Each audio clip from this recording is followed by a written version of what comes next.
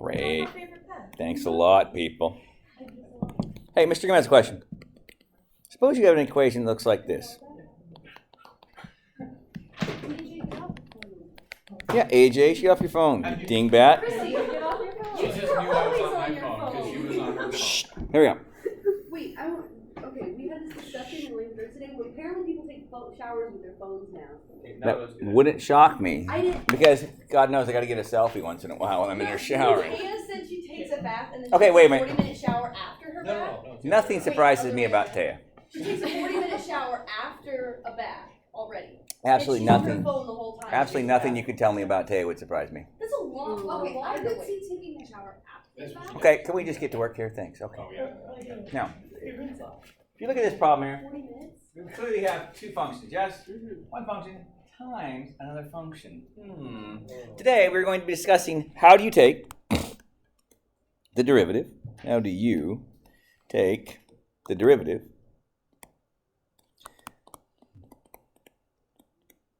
of a product of two functions? That's what we're going to be discussing today. You take the derivative. No. It would be so nice if you could, but no. So, here's how it's going to work. Okay. So, Mr. Goom is going to I'm going to come back to this problem, so leave yourself some space to work, okay, perfectionists. If it were me, I'd say about that much room to come back and finish this one off. No, about this much room to finish this one off, okay? So, I did mine's wide rule. you use wide ruled? What are you in, 6th grade? No, Yes. it's not my fault, okay? Mm-hmm. It's always at my house. Okay, shh. Watch. Watch Mr. Groom. Watch Mr. Groom draw a rectangle, if you would. And let's call the width of this rectangle f of x, if you would. Let's call the height of it g of x. Now, perhaps we are in a Star Wars movie where the walls are closing in on us. Was that Star Wars? 1? 4. Is it 4? It was the first one. The one that when I was a kid, that I would have seen as a kid, multiple times, including in reverse a couple of times on the VCR, just because. Good, okay. Anyways, who writes them out of order? How stupid is this? Anyways, watch carefully. What if f of x was increasing in size? Yes? So over time, it's growing kind of like this, yes? And then maybe it's going to grow some more, whatever. Clearly, it's going to be growing at some rate, yes? Are you with me? It's going to be growing at some rate. Now, someone might very well ask, well, what do you mean, Mr. Green? Well, I mean it's growing, it's getting bigger. How fast? You mean with respect to time? Probably, but not today. We're not going to worry about the time part of it today. It's just, it's increasing in size, yes? Now, this bottom side is also increasing this way too, yes? What? These should be dashed lines. Dashed lines. Yes. Now, this is greatly magnified for your convenience. Please note that this growth bit here is a change. And we're going to write it thusly. Delta f of x. Okay. Now in calculus, when we write delta, we mean change. Okay, we mean it in physics too, and calculus and chemistry and everywhere else it shows up. Delta means change. At this point, you're going to be like, how big a change? Well, not much. Okay, we're going to let this change. We're going to study what happens when we take the limit as this change. Oops, not changing f of x, you idiot. Changing f of x. We're going to take the limit of this guy as it goes to 0, yes? As it approaches 0. So let me track this back. We're going to find this as this delta f of x. Judas Priest goes to 0. That's what we're going to be interested in. We're going to have a very tiny f of x. Are you with me? A very tiny delta f of x. Very tiny. And what we're going to call that, Sam, later on, we're going to talk about that as dx. Okay? So delta x is a macro change, but usually not very big anyways, okay? So we're not doubling it in size, for God's sakes. We're just a little bigger. But we're not really interested when it's a big delta x. We're taking the limit as this delta goes to 0. This delta x goes to 0, which we'll call that dx later on, okay? And so going to keep that in mind. That's going to come up again and again and again and again and again this year. The idea of dx. The same thing's going to be true on the dy down here. There's still delta g of x. And again, we're going to take the limit of that as it goes to 0. So this is, we're going to treat this as a, oops, I'm sorry, not delta. This delta g of x, this delta f of x, and this delta g of x, we're going to take them to be very small amounts. Small amounts. I don't really want it. They're very small. In other words, they're headed towards 0. In other words, they're very small amounts. That's what I'm saying, dear. Okay? Now, here's my question. If these are very small, Riley, teensy tiny, and teensy tiny, you left off this little rectangle piece right here, didn't you? But if these are teensy tiny, a little bit wide, and teensy tiny, a little bit tall, how much did I leave off down there? Diddly squat. Yes? Because if delta f of x right here, this part right here, and delta g of x are both very small, when you take the product of them, what will you get? Basically 0. Yes? Basically 0. You with me? That make sense? Can you see it? Can you visualize it? Now listen, years ago, I used to try to show the proof a different way. Do you know what most people did? What did you just do? You talked for 45 minutes, and I understood nothing of what you said. That's fine. I don't do it anymore. It's in the book if you want to read through the actual proof of the multiplication theorem. I don't care for it. I find it just off-putting and terrible. And it's not terrible. Is what it is they use the limit laws to prove it. And it's a product, so they take the derivative of 1 with the f of x plus h minus f of x over h as h goes to 0 times g of x, yes? And they'd run through the whole shebang, and it's like, oh, that's kind of cool, I guess. I don't understand any of it, but this is it. Now watch carefully. What would f of x times g of x give me? What would f of x times g of x give me? What would it give me? What? It would give me the area. That's right. Let's call that, I don't know, a of x or something, I guess, yes? So tell me this, what would the derivative of the area with respect to x, what would that tell me? dA dx, or if you prefer a prime of x, what would that tell me? No, not the area. I know what area means, for God's sakes. What does delta area mean? D area means what? Change in area with respect to what? With respect to x, yes? Nice. Wait, well, look at this picture here. Where is the change in area happening? Well, I feel like it's right here. Well, let me get a different color. Don't pay attention to that. Perfectionists, let's go with... and this, yes? Those are my changes in areas, yes? Now, what are the widths and the heights of those pieces, if you would, please? So I feel like that would be f of x times delta g of x, yes? That'd be for one of them. That'd be this piece right here. Yeah. Plus, what? G of x times delta f of x. Nice. So how come, Hold on. Okay, go ahead. Say it. are these not happening at the same time then? They are. They're literally happening at the same time. It's growing in both directions. Well, couldn't you just do the change of f of x times the change of... No, that'd be this little feller down here, and that's not what I want, is it? This right here is, by definition, the change in f times the change in g. And this little bit down here is very tiny, isn't it? Always. But if they're moving at the same time, wouldn't they just always like account for that part and they would just like move together? But you'd be excluding this piece and this piece. I want these two rectangle pieces, yes? These are the pieces that are non-zeros, yes? By the way, they're not very big, because again, if this is tiny, then I don't care what this is. If this is tiny, the whole area is going to be very tiny here, yes? But not 0. Same with not 0 here, but this is, in essence, 0, yes? Think of it as this. If this is 0.01 here, and this is 0.01 here, this is 0.0001, which is nothing. So we can pretty much exclude him, yes? So if we're taking this to be true then, that even if this is 0.01 and this was like 10, this is not close to 0. I mean, it's small, but it's not close to 0. Whereas this is 0.01 times 0.01, it's tiny, we can ignore it. Okay. Now look at this down here. Now, we have been discussing derivatives, yes? Oh, wait, darn it, that's not where I wanted to put that. I put it in the wrong spot. Equals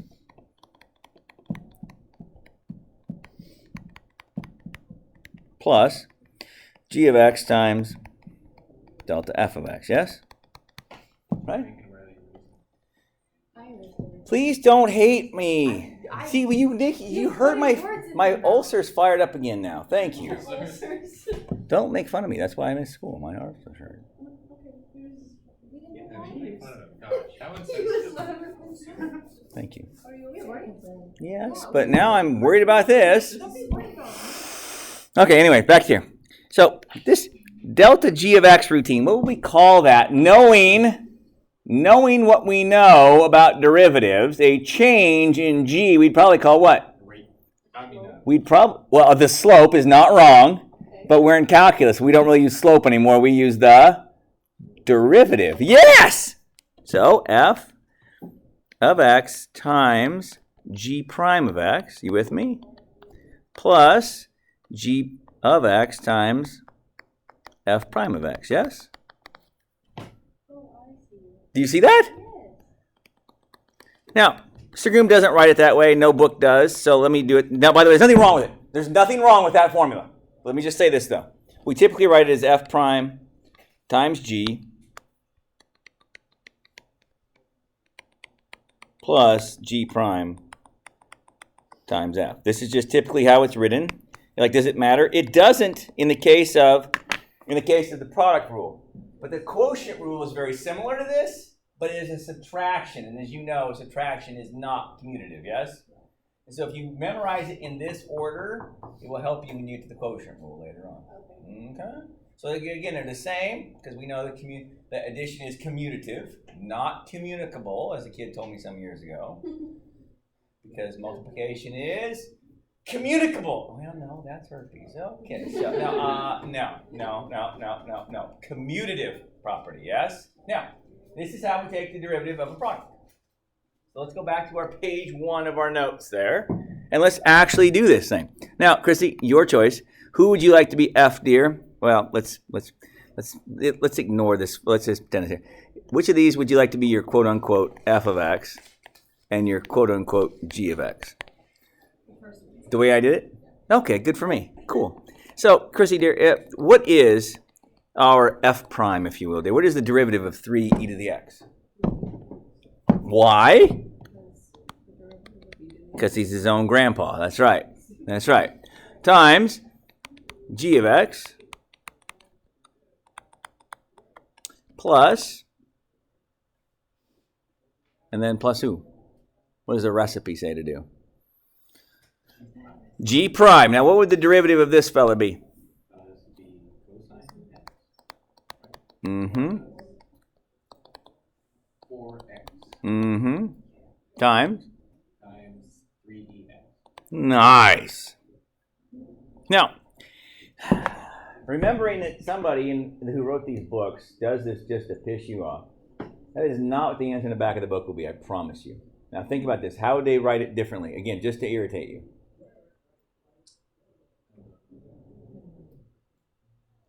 What might they do? You can't really combine anything. But doesn't everybody have a 3e to the x in common? Oh, I see. So they may very well do this.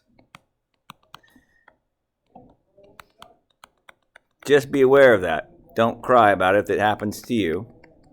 Mine's in a different order. Oh, for God's sakes. That's why we learn Algebra 1. Because, you can change the orders of things. Just be aware that very well is possible to happen. Yes? No? Maybe so? It's not very hard, is it? It's almost fun, huh? Yes. All right. Okay, Riley, you good? Okay, I really wasn't that stressed, but I don't like to make you angry and make you erase things. It kind of hurts my feelers. She complains every night about how much She rants about me on Twitter.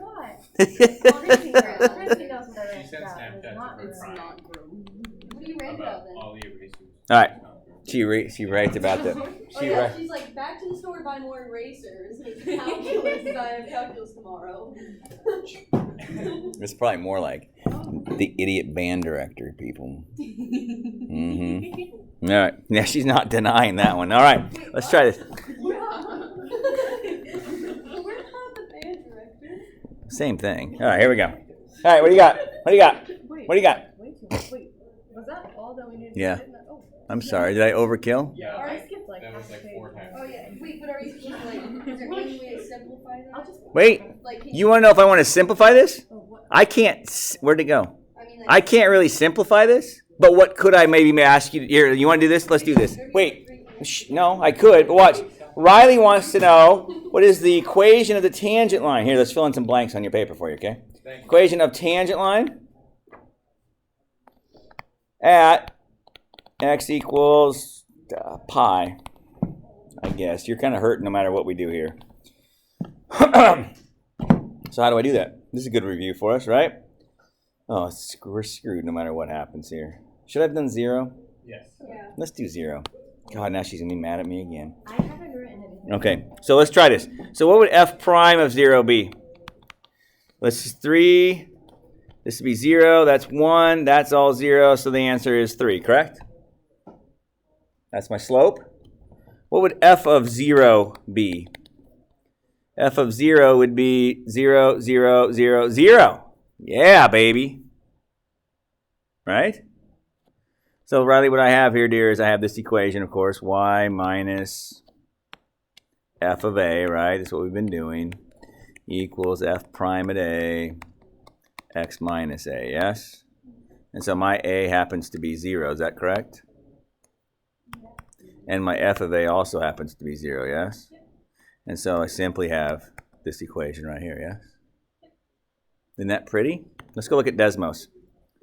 Let's see what Desmos says. Is there a problem? Abby, you don't agree with me, dear? For the f prime, you got 3 because you plug the 0 in the 3ex, and that's how you got 3, right? Correct. Well, then shouldn't it be 3 on the top too because that's What? What's going on? oh, yeah. All right. It'd be just too easy to actually use the deal, I guess. Do you understand, Abs? I'm just plugging 0 in. Why did I use 0? Because I'm lazy. Just so we're clear. I'm lazy, and if I'd have put in pi, I'd have had a god-awful mess. You with me? So I chose 0, because why not? All right, let's try it. Let's see what happens here. What's the original equation? 3e to the x. And then parentheses, what is it? Sine x.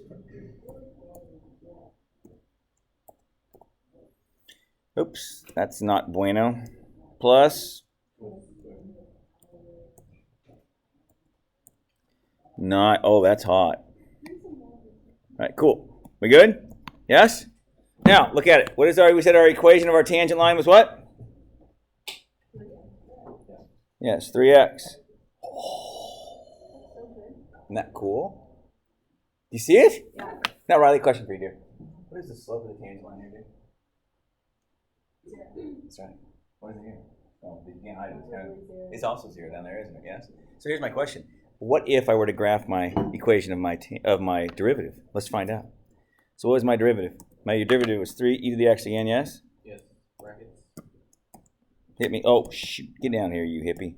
Parentheses. Sine x. Sine of x plus cosine. Oh, that's a 0. Of x. 2x squared. And 4x.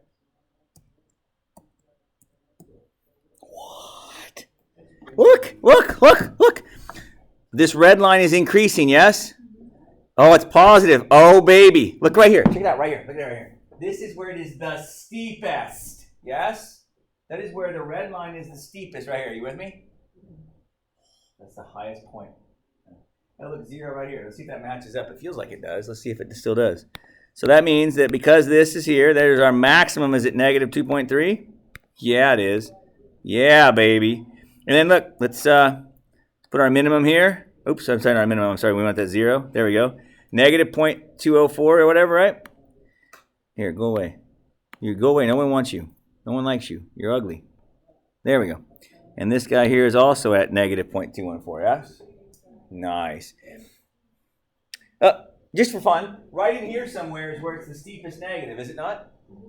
Meaning I should have on my blue line, there should be like down as far as it's ever going to go, right in here somewhere, correct? All right, let's see if that's true. Oh, it is right there, yes? Right there is the steepest it's ever going to be, yes? Oh, just for fun. Audra, what would the slope of the tangent of this blue line be here and here? Wait a minute. So the second derivative is the derivative of the first derivative. Right? Right? Yes. Oh. And this point here, where this was the steep S point, is what this is telling me. Yes, the biggest positive slope is going to be 0 on the second derivative, isn't it? That's going to mean something in a couple of days. Just kind of keep that in your old memory banks. If you want to know a little foreshadowing, once it opens up now, and right in here somewhere, right about here actually, it starts to open down. Yes, you see it? And then somewhere right in this neighborhood, it ceases to open down and it starts to open back up. Is there some sort of like function that continuously takes derivatives of derivatives and you get like a repeating pattern, like a different derivatives, like a Not a function that does that. That's called the pupil. Just keeps doing it as many times as you need to do it. Wait, can you do it on decimals? Well, I suppose you could probably, well, AJ or somebody who likes to program and all that crap, could probably write a program to keep doing things. To a point, anyway. All right, let's do this one here. Look at this guy right here. What is the derivative of that? Do not spend any time on it. What is it? What is it now? Quickly. 4x plus 7. What's the derivative? 4. Good job. What's the derivative of x squared plus 5? What is it? It's 2x. You are correct, sir. Well done. Please don't turn this into me. This is disturbing. I don't care for it much. What should I probably ought to do? How so? What should I probably ought to do? Let's distribute. I like it. Let's roll with that.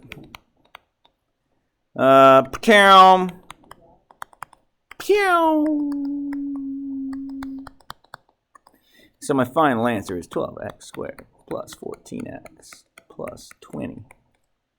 I love it. Question. What did you used to always do with this fella in algebra 1 and algebra 2? What? The quadratic equation. Factoring, or if you're in Pat's class, it's graphic. Okay, but let's actually try the quadratic equation just for fun. Okay, it's been a while. Maybe I've forgotten how to do it. What is the quadratic equation? By the way, it needs to equal 0 first, does it not? Wait a minute, Mr. Groom. You just took the derivative and you set it equal to 0. Is that kind of an important deal, where the derivative equals 0? What happens to the original graph when the derivative equals 0? The original graph has a blank or a blank when derivative equals a goose egg, yes? Maximum or a minimum, baby. With rare exceptions. Okay? But in general, maximums. Okay? So will we be doing this a ton this year? You better believe it, pal. We'll be finding maximum minimums a ton. Again, once in a while that won't be true. For instance, x cubed. X cubed has neither a maximum nor a minimum. However, its derivative is in fact 0. The tangent line is 0, although my graph is crappy at 0. Okay? So, because think about this, x cubed, what is the derivative of x cubed? 3x squared, yes? Where does that equal 0? At 0, obviously, yes? But clearly that is neither a maximum nor a minimum, yes? So, almost, listen, like, I don't know, 99% of the time. Okay? So once in a blue moon, it will not equal that, but most of the time that's a true statement. So let's do the quadratic formula. What do we get? So negative 14 plus or minus the squirt of 196 minus times that, 80, 960, I think. What happens here, friends? What happens to this mess? This is negative inside the squirt.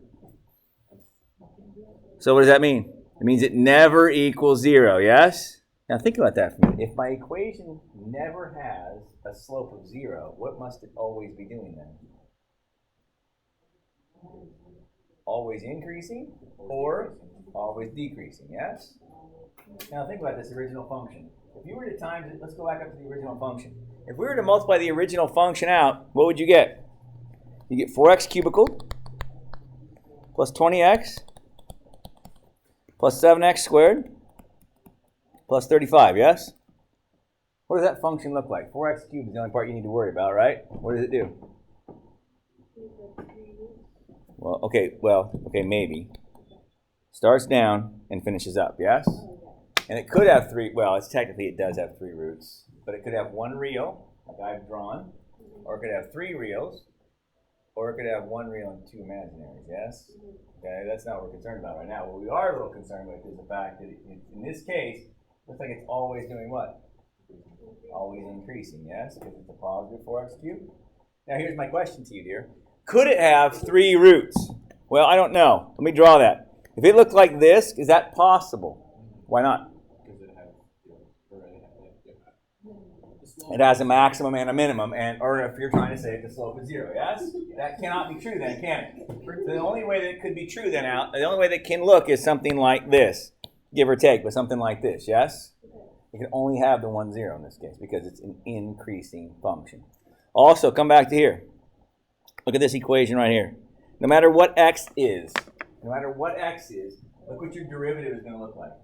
Your derivative is a parabola, yes?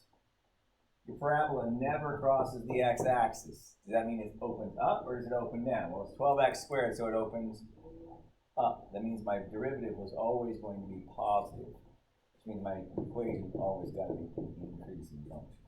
Okay? We call that, by the way, there's a name for that, by the way, a monotone increasing function. Okay, she's always increasing everywhere. Okay, so yeah, that's good stuff. It's not very hard though. Wait, question for you, dear. Think with me for a moment about this original. What was my original function again? 4x plus 7. I'm going to do this on a different page. I'm going to kind of riff on this for a minute. So, I mean, you can write this down. I'm not going to whatever. This is kind of just for a different kind of just thought process, just to have some fun with it. And what was the rest of it there? X squared? Plus 5. Beautiful. And so our derivative came out to be what? Was it 4x squared plus 5? Is that right? Plus 2x, 4x plus 7 or something, right? Okay, cool, whatever. It's fine, whatever. It's whatevs. It's what it is. It's what it is. Now, let's think about this for a jiffy. I'm going to leave it just like that for a moment. Suppose I came over here to my graph at x equals 1, 2, 3, 4, x equals 4. Okay? And I'd like to know, first of all, let's plug 4 into this fellow and find out what our actual value is. 16 plus 7 is 23. 16 plus 5 is 21. 41. 441 minus 462. 483. Check my math. 483 sounds right though, yes?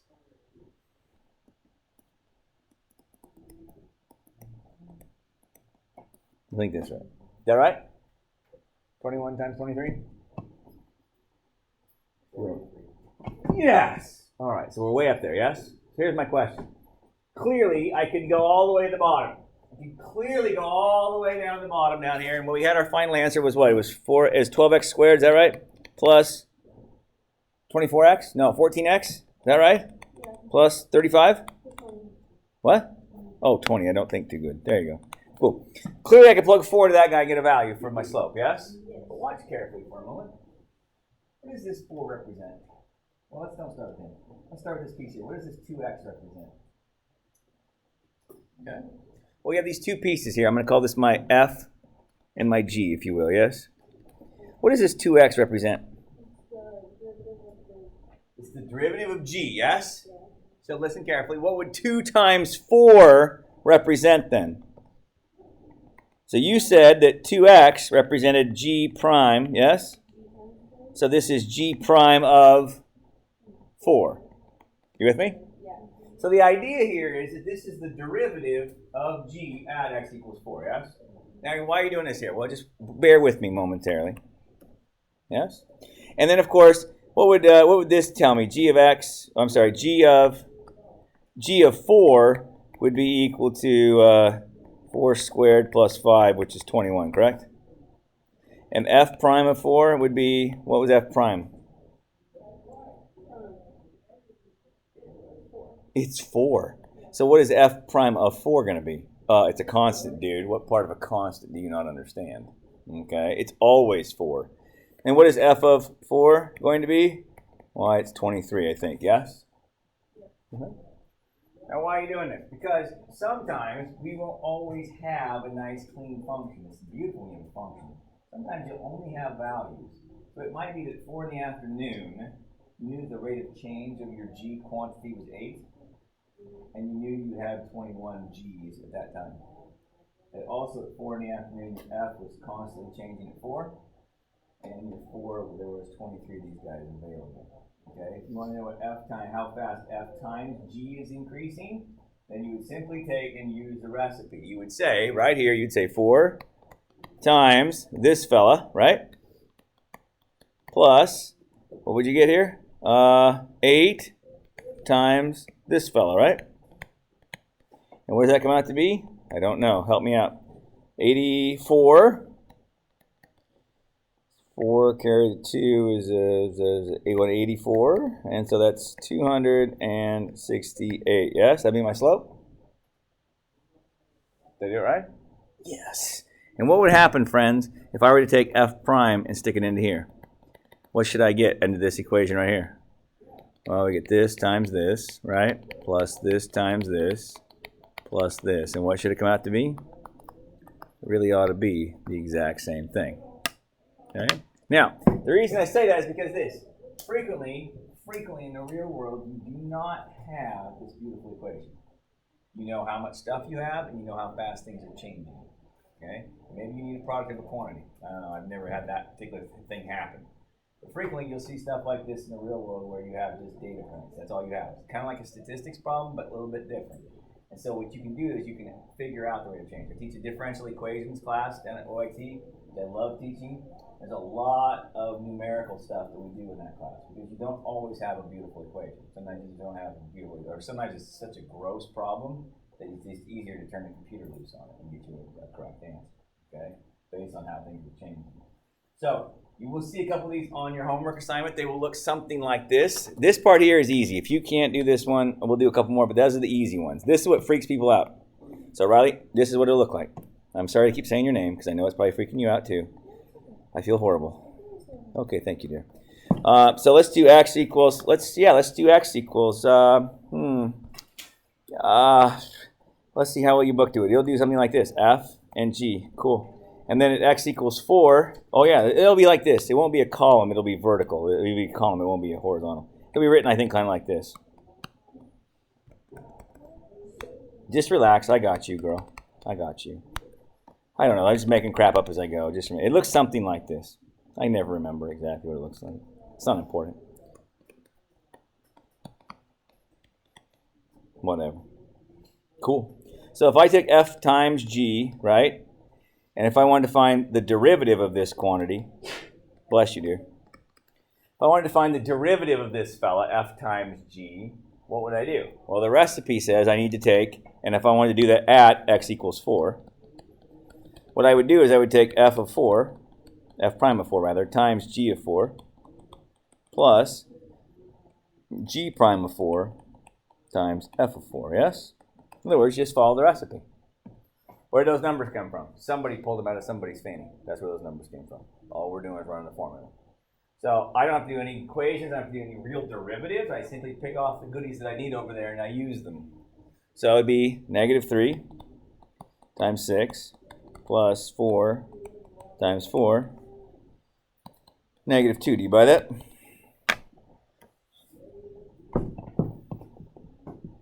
Mm-hmm. Mm-mm. Mm-hmm. Mm-mm. Mm-hmm. What's the matter, Chrissy? You seem sad. Does that make sense? Is that good for you?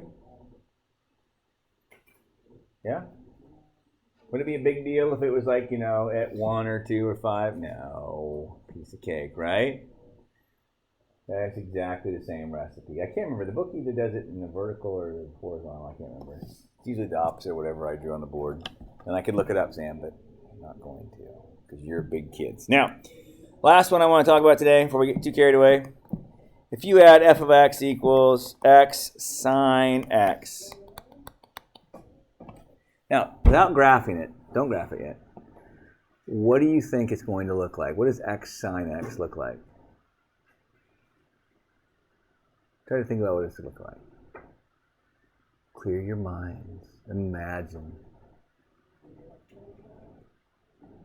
Oh, I'm asleep. Yeah, what is it going to look like? Would it get taller? So it's still going to have the sinusoidal deal going on, but you think it's going to be getting taller going out. So you think it's going to look something like this. Like that? Maybe? I don't know. Maybe. What do you think? What do you think? I was thinking the other way, like you're, instead of getting taller, you get lighter. It would get fatter. Oh, you mean like this? Sure. That fat enough? Or should we use the obese word? Okay. BMI challenge. What about you? Anything? You like that? Like that? Anybody else? I was thinking maybe taller with that, like, just constantly the same height. Without, like, getting bigger, but just if it would be taller than it normally is. Like X is getting. But X is getting bigger too, though. X is getting bigger too, though. Let's think about that for a minute. Let's think about that. Let's just see what happens here. So I feel like as X does its thing, 1, 2, 3, 4, so forth, so on and so forth, yes? All right, then clearly X is obviously doing the same thing. 1, 2, 3, 4, 5, 6, 7, 8, 9, 10, whatever. But what's the sign going to be doing? It's going to be bouncing back and forth between -1 and +1 and back and forth, yes? So it's still going to have that uppy-downy thing going on. Will I still have negative values? Yeah, probably. Is it going to be changing up stuff? Let's go see what it actually looks like, okay? Now, were you guys right? Yeah. Good. Now, the reason I asked that you do that is to start thinking about it in terms of, does that make sense as you're going along, right? Clearly, 0, we're going to have 0, obviously. And it's why is it growing? Because your amplitude, the number in front of the sign, keeps getting bigger and bigger and bigger, yes? So it's going to keep pulling this deal up. Now, when you do these guys, kind of think about that. Now, what would that function look like compared to, don't write this down, just watch this and just watch me. I'm not going to take the derivative of this one. What would x plus sine x look like? Don't graph it. I'm not grabbing it. Okay. I'm grabbing it. Liar. No, it's What would x plus sine x look like probably? So as x gets bigger, it's going to be this horizontal, this 45-degree angle, yes, line? And then you're going to be adding and subtracting plus and minus 1 to that, yes? When you get around 20, what's that going to be doing? 19, 21, doing this business, yes? So what would the graph look like? So it's going to be basically a line, yes? But instead of bouncing back and forth over the x-axis, it's going to be bouncing back and forth over this fella, yes? You think it? Does that look good? Let's try it. X plus sine x.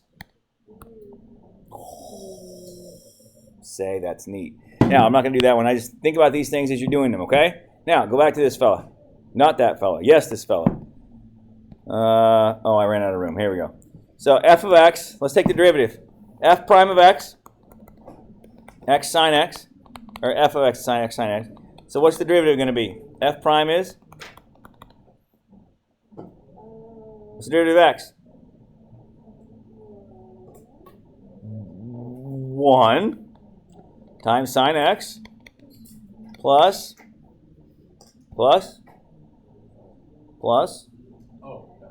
x cosine x. Nice. Isn't that right? Look at it. It's f prime g plus g prime f. Right? F prime g plus g prime f. G prime f. This is f. This is f. This is g, yes? Okay. However you want to call it, whatever. All right. Now, can this thing ever equal 0? Yes or no? Yeah, I can see the freaking graph it equals 0. How many times does it equal 0? Like an infinite number of them. A lot of them. So if you were to ask a question, I will ask this question next week, so pay attention to it now. If you wrote x equals 0 there, and I thought it was in the wrong spot, x equals 2 pi there and there, how many times between 0 and 2 pi does it equal 0? Twice. Yes? 2 times? So that's typically how we'll do a problem like this with a periodic function that keeps doing this forever. You're going to have to pin it down. Otherwise, you're going to have to say something like every 2 pi is going to repeat itself, or every pi is going to, you could say something like that. But typically, we'll pin it down something along these lines. What would the derivative look like? What was the derivative of this guy? What did he say it was? It was cosine? No, it was sine. Is that right? Sine x plus x cosine. Oops, come back in there, you hippie. Plus x. No, it's not the same. You goof. What? That's fancy. And look. 0 slope. 0 slope. Not the same. 0 slope. And so forth and so on. Yes? But look at the other side. What? Listen. Oh, wait. Extra credit for Audra. Audra, dear, the green function is what sort of a function? Shh. Keep your mouth shut, everybody else. What kind of function is it? Versus the blue one is a other kind of function. Yes, you do. The green one is symmetric to the x-axis. Therefore, it is a even Steven or odd Todd. Which is it? It's an even function. The green function is even. Beautiful. Where's the other one? The blue one is odd because it is symmetric to the origin. Yes? Just something to think about. By the way, watch carefully. If Mr. Groom asked you later on to find the area between here and here, and the area between here and here, and Mr. Groom told you that any area above the x-axis was positive and any below the x-axis was negative, you would say that the answer would be what?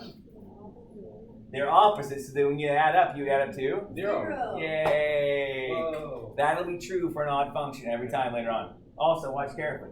From -2 to +2 on the green one here, this area in here is exactly the same as this one here, yes? So one could find the area from here to here, times it by 2. That's something else that we'll do later on.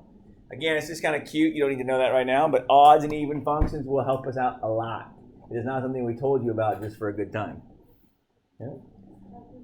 Now on Monday, make sure you have your questions, your homework ready to go. We'll be having another observer on Monday, and our student teacher person will be answering questions for us. So make sure you have some good questions. Is that what you want to do? You want them to ask questions to you on Monday? Good. So lots of questions. It can't hurt your grade to have lots of questions. Wait, are you grading us something? It might. Is it a test? No. Is it some points? You can gather some points for doing a good job and giving her as something to do? Yes, that'd be great. Would I look favorably on you? Yes, I would look favorably.